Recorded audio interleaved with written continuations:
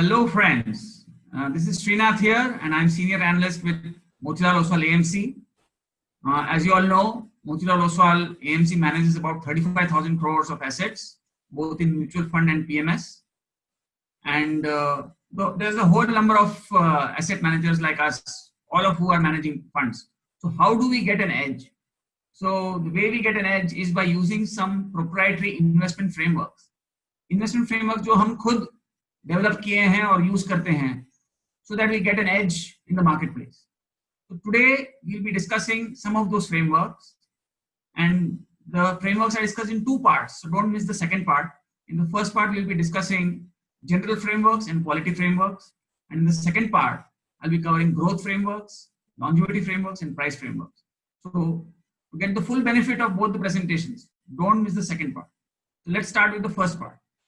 So the presentation is titled Cutting Edge Investment Frameworks. Cutting edge means जो आपको आपके लिए फायदेमंद हो दूसरों से मार्केट में. So that is cutting edge. Cutting edge investment frameworks. This is the part one, and these are time-tested concepts for investing success. Investment में कामयाबी के लिए ये concepts हमेशा से इस्तेमाल किए गए हैं हमने, और इनका सक्सेस हमने टाइम टेस्ट किया है ओवर टाइम. तो देखते हैं क्या है. So सबसे पहले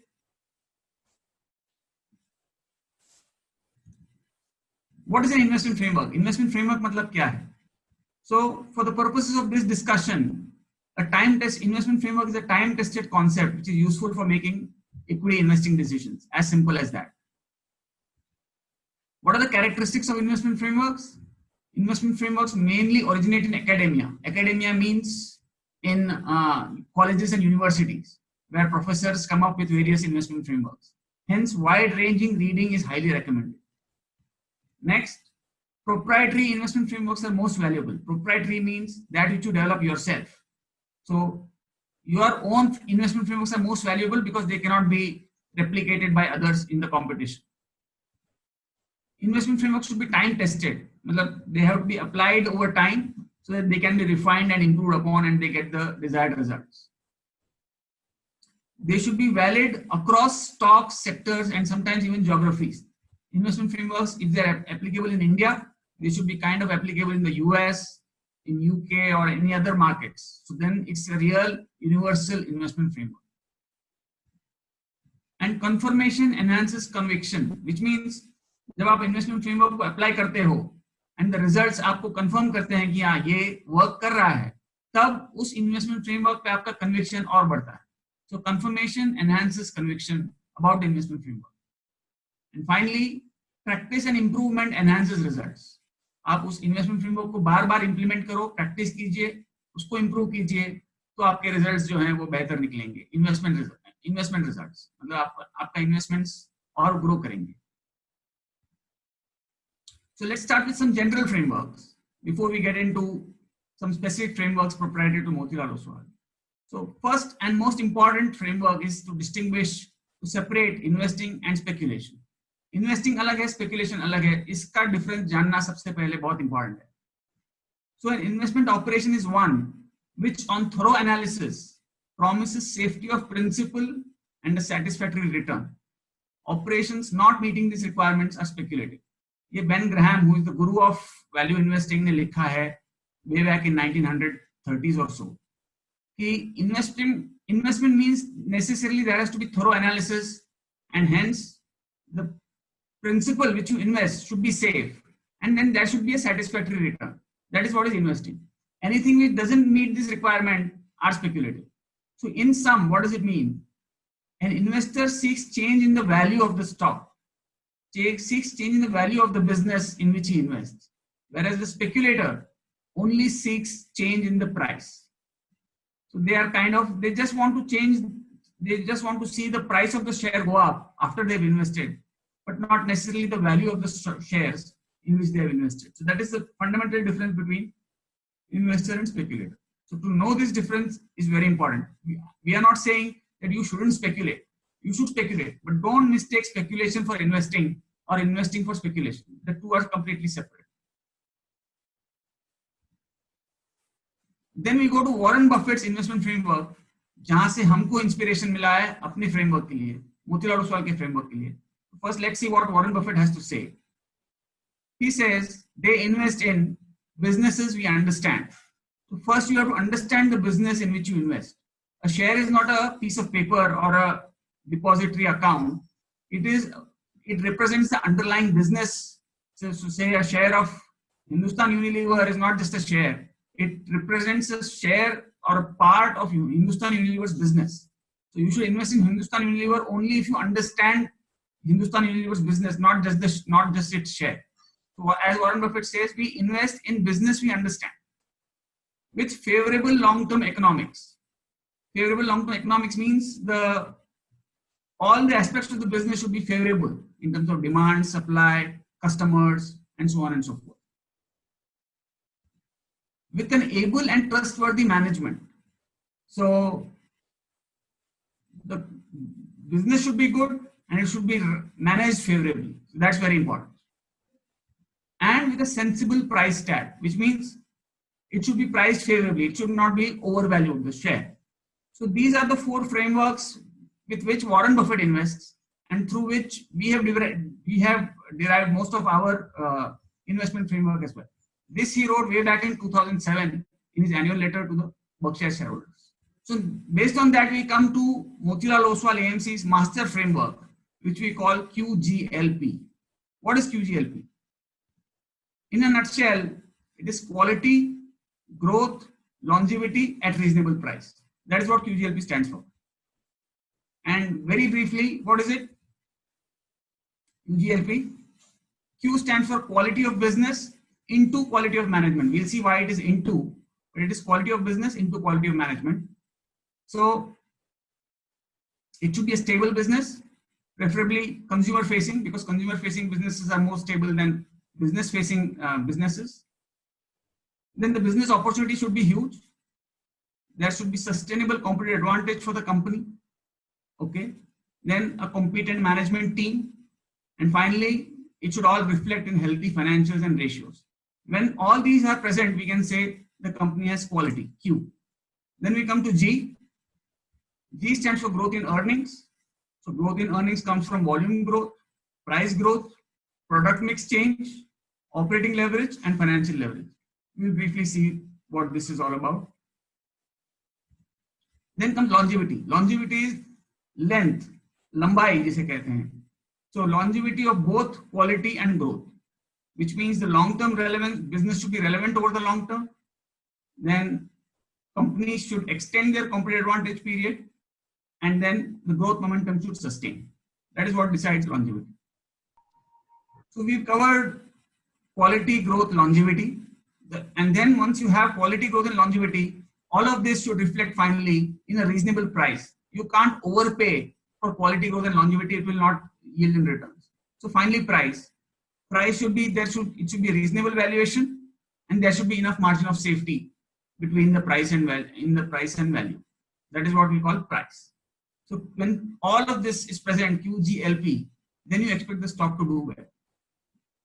So under each of these QGLP, we have sub frameworks which we will cover. Before that, QGLP in action, we need to prove that QGLP works. So we have healthy alpha across mutual fund and PMS products at Motilal Oswal AMC. If you see, this is our returns on the mutual funds side. Our Focus 25 strategy has yielded 12% return, where the market has delivered 11%. Then our mid-cap 30 has delivered 15% against 14% for the market. Our multi-cap 35 has delivered 16% against 11% for the market. And the long-term fund has delivered 9% against 6% for the market. So this is our mutual fund products. And similarly, we have alpha in our PMS products as well. So it shows that QGLP as a framework works. Now we have sub-frameworks under each of Q, G, L, and P. We'll cover the Q frameworks here and the G, L, and P frameworks in the next part. So QGLP also means that we buy right and sit tight. That is our investing style. So what does buy right mean? Buy QGLP stocks.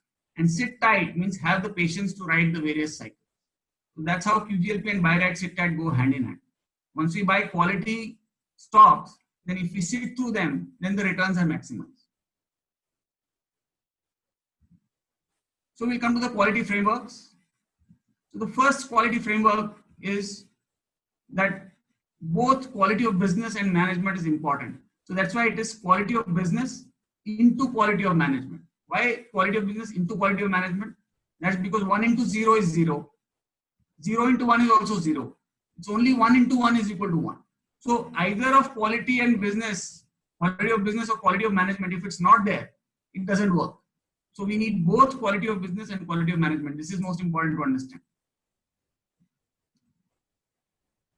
Then for quality of business, one of the key frameworks that we use is called Porter's 5 forces popularly. This is a concept from the management schools. So this is in essence Porter's 5 forces. So the first key force is rivalry among existing competitors. Okay, that's at the center of the framework. Then on the right, you have bargaining power of buyers. Then you have bargaining power of suppliers. You have threat of new entrants, and you have threat of substitutes. So the interplay of all these 5 forces decides the competitive structure of an industry. For example, if the bargaining power of interfirm rivalry is very high, then profitability of the industry will be low. If buyers have high bargaining power, again profitability of the industry will be low. If bargaining power of suppliers is high, again profitability of the industry will be low, and vice versa. Similarly, if there is threat of new entrants, then there will always be competition and hence profitability will be low. And if there are no threat of new entrants, profitability will be high. Similarly, threat of substitutes. If the product can be substituted, like for example, for a very brief time, there was a product called pagers. I don't know whether we have even heard of the product, but that pager was the starting point when you could send messages to each other. But then it was completely substituted by the cell phone. So if there is a threat of substitute, again, the industry is not attractive enough. So we assess the interplay of all these 5 forces before we decide the attractiveness or otherwise of a particular sector. In fact, we even gone into a scoring methodology where we give 1, 0 for each of these. So you have high score industries like cigarettes, for example, paints, automobiles, ports. So these are high score industries. And similarly, you have low score industries like construction, shipping, packaging, sugar, textiles. So we focus on the high score sectors and avoid the low score sectors. Another very powerful framework, which is almost proprietary to us, nobody else in the market we've heard using this framework, is called value migration. This was from a book, Value Migration by Adrian Slavodsky. What does it say essentially? In essence, value migrates from outmoded or old business design to a new or superior business design. That is the essence of value migration. The simplest example is in telecom. Earlier, all telecommunication happened from wired phones, that is landlines. And now almost all communication happens from wireless phones. So all the value in the landline business has migrated from landline to wireless. That's the simplest example. Okay, other examples could be in IT. All the coding initially used to happen in the developed world. So what we call from Boston to Bangalore. Earlier in the developed world, all the coding used to happen. Now all the coding is happening in India, in developing economies like India. So this is value migration from Boston to Bangalore. Another example is in the banking industry. All the value in the banking industry is slowly migrating from the public sector banks to the private sector banks. So let's see an example. If you're saying value migrates from old business design to superior one, what is the old business design in banking? Old business design is banking is the customer went to the bank, and the new business design is the bank comes to the customer. So this change in the business design has led to all the value migrating from public sector banks to private sector banks. Another framework is called great, good, gruesome. Gruesome means bad or kharab business. Okay, great, good, and gruesome business. This is again a Warren Buffett framework. This is captured like this. A great business continuously increases its return on capital employed. Okay, return on capital is a financial or technical concept. You may have to do some reading about it, but just understand that a great business continuously increases its return on capital. A good company maintains its return on capital, but above cost of capital. And a gruesome company return is invariably below cost of capital. Okay, so the key message is avoid gruesome businesses at any price. Typically, gruesome businesses will be available cheap in the market, but they deserve to be cheap. But as a prudent investor, you should avoid businesses because fundamentally they earn returns lower than cost of capital. So we have some frameworks on quality of business. Now quality of management. Management is very non-quantitative. मतलब आप numbers में management को assess नहीं कर सकते. तो इसलिए we have come up with 3 sub frameworks to assess management very clearly. When all these 3 are present, only then we say there is quality of management. So first, unquestionable integrity.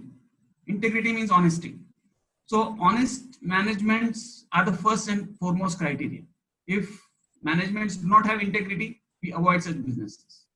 So what is the test of integrity? It's a very broad subject. So how do we make it more granular? The specific points kya hai to decide honesty of a management. So first we are saying impeccable corporate governance. मतलब the history, जो governance की history है company की, वो काफी साफ होनी चाहिए.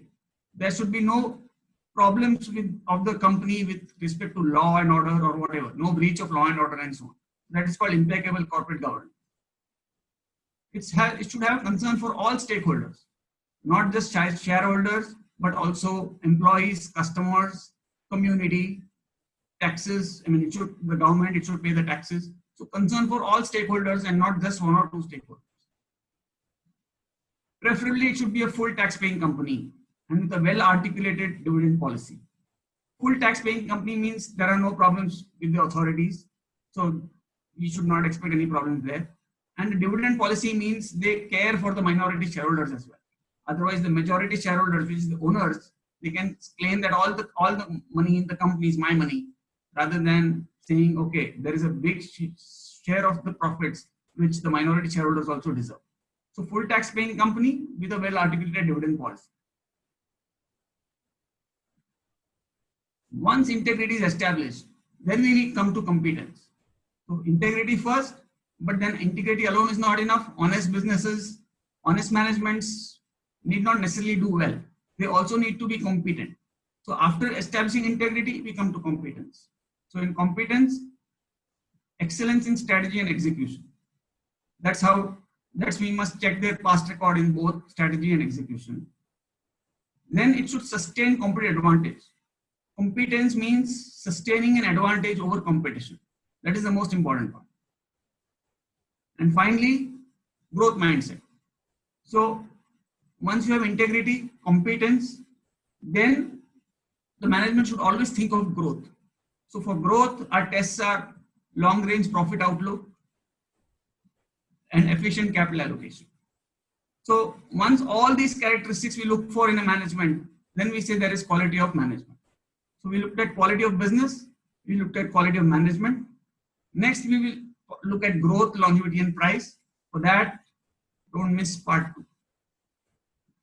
Thank you.